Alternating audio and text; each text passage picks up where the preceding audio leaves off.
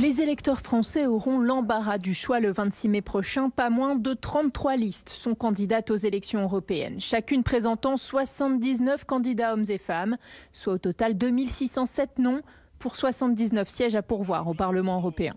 Figurent évidemment les partis traditionnels, En Marche, les Républicains, le Parti Socialiste, la France Insoumise, Europe Écologie Les Verts ou encore le Rassemblement National. On trouve aussi d'anciens candidats à la présidentielle comme Nicolas Dupont-Aignan, François Asselineau ou Nathalie Arthaud.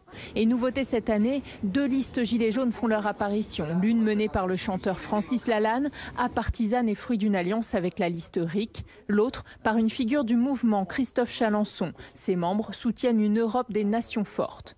À la faveur des Gilets jaunes également, le mouvement d'initiative citoyenne souhaite défendre le RIC avec une liste de candidats tirés au sort.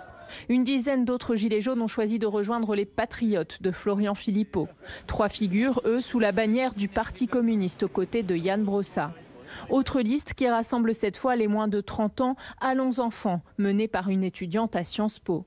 Le parti animaliste compte, lui, 2 personnalités, l'épouse du réalisateur Claude Lelouch et la veuve de Michel Rocard.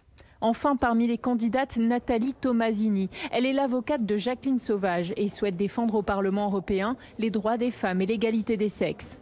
Si le nombre de listes donne le tournis aux Français, rassurons-nous, les électeurs allemands en ont encore plus. 41 listes ont été retenues chez nos voisins.